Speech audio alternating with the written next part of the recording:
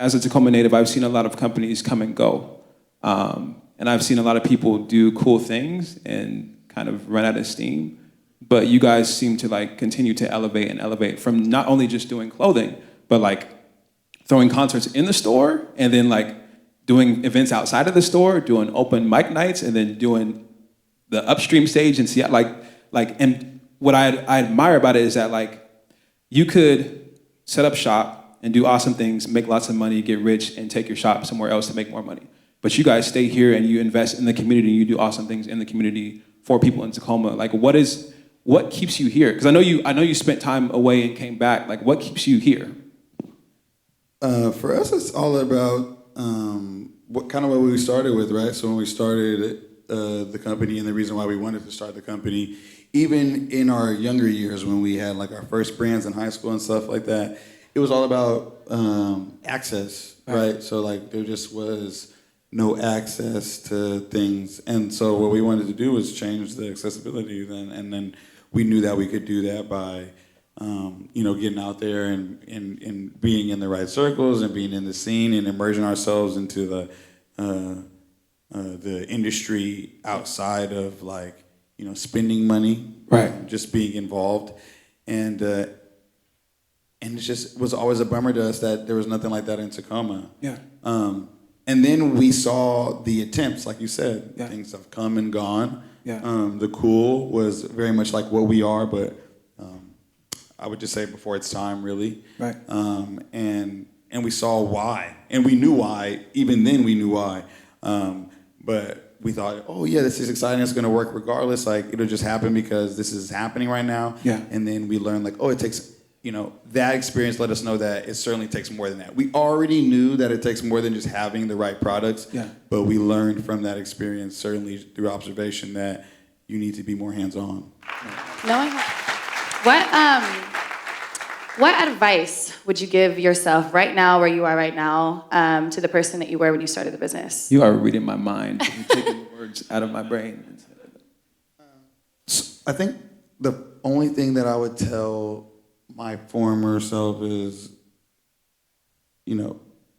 be okay with how it grows, right? Because you'll have like a very linear idea of how things are supposed to change and maturate, and it won't happen. So you just need to make some noise if you know that's true. Right, yes. Goodness gracious. So I think that if you just are focused more on the mission of it,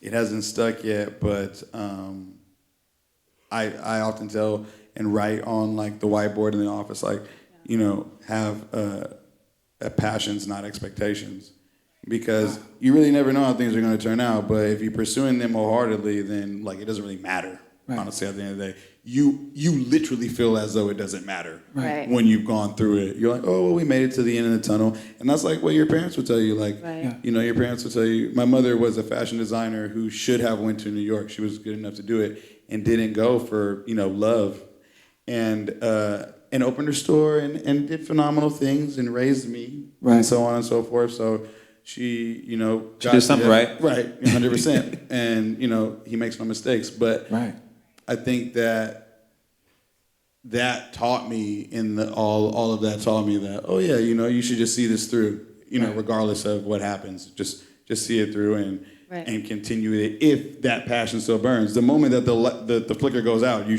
certainly should not be doing it anymore. That's a force. Right. And it obviously hasn't, right? Certainly not. There we go. Just getting started.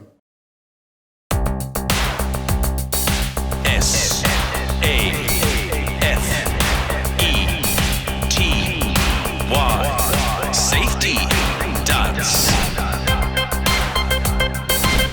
We can fly where you want to, we can leave your house behind. But if your friends don't mask, and why don't they mask? Well, they won't fly this airline. You can fly if you want to, 'cause we do safety right. We have air that's clean and disinfectant machines zapping germs like an arcade space bike. And we dance to the dance, do the dance. Everybody wash some hands. Do the dance, we're always wearing a mask. Do the dance, No, seriously, please wash your hands. Do the dance, Have the filters cleaning commence.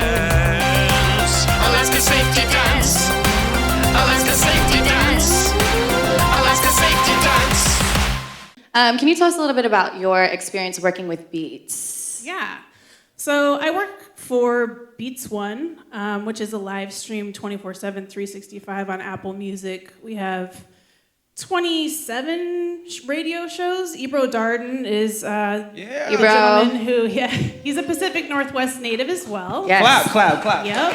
Yeah. He is from Oakland originally. He gave me my first radio job about 20 years ago. Nice. We've been working together since then. How's that been? So he's on the station, and I help architect the music for his show. And then, we have Elton John has a show, and Drake has a show, and Ezra Koenig from Vampire Weekend, and the Internet, and Brockhampton, and so many people have shows. Are you guys hearing these? I know. Like, this is It's really cool. Yeah. One of my biggest, most exciting things in my career is the fact that I've been able to pitch Elton John music, and he has played it on his radio show. Woo! He'll play anything from hip hop to singer-songwriter to alternative. And if it's something that I'm really excited about, or we are just in New York in general, I'll pitch it over to his producer, and I've had success. So it's just really cool to be able to do those things for people on a creative level. Lots of independent artists. He's not prejudiced. If he likes it, he'll play it. So it's really dope. Yeah. Absolutely. How did your how did that help you kind of bring your podcast, your Brutally Honest podcast, into fruition? Yeah, I think, I've worked in terrestrial radio for a long time and mostly smaller companies. So now working for Apple, it's like a huge, huge company, and there's just a lot that goes into that.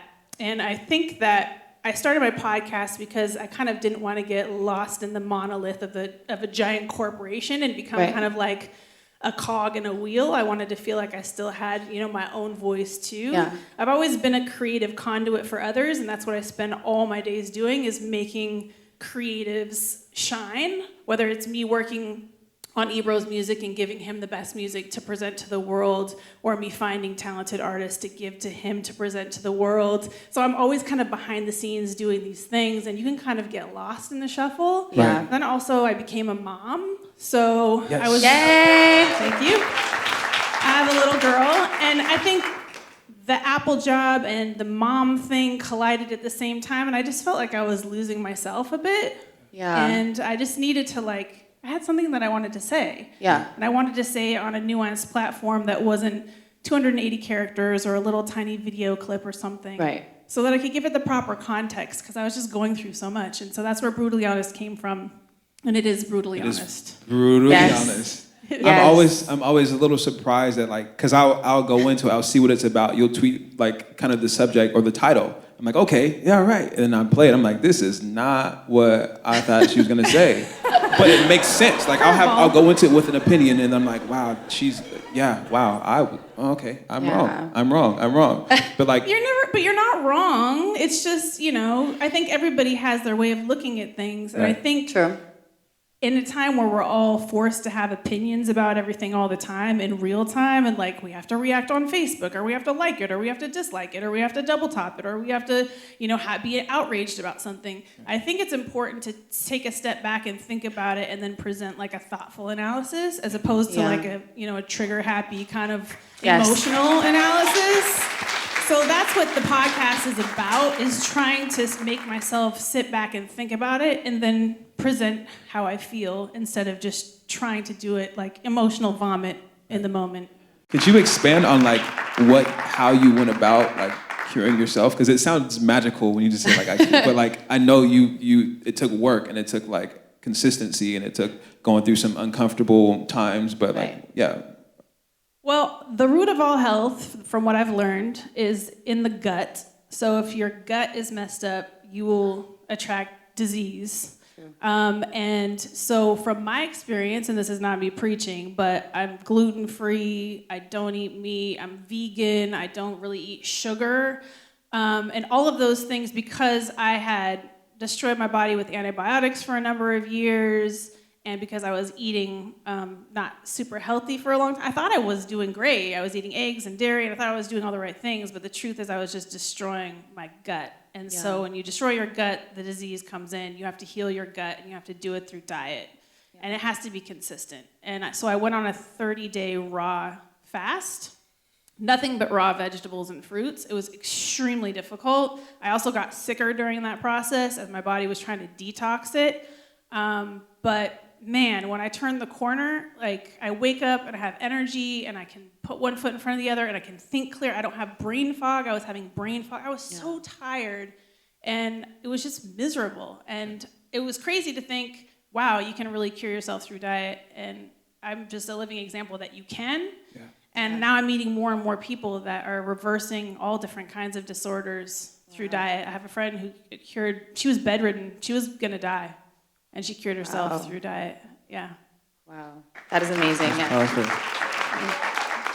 I don't want to be preachy about it, and I'm not one of those, I'm gluten-free and vegan and blah, blah, blah. And like, I don't feed my kid like, I feed my kid gets to eat whatever she wants, not a lot of sugar and stuff like that. I'm not like weird about it, trying to like oppress people, like, what are you doing? Call PETA, it's just literally, I can't eat it if I want to be well. That's how my body is set up. But the truth is, and I'm just gonna be honest with you, you can do a lot to your body while you're young. Eventually, youth will no longer be on your side. I just want to let you know that. Very true. Time is not a friend to any of us. You will wake up, you will be 40 years old, your back is hurting, and you're chronically ill, and you're like, what just happened? I was 25 yesterday. Right.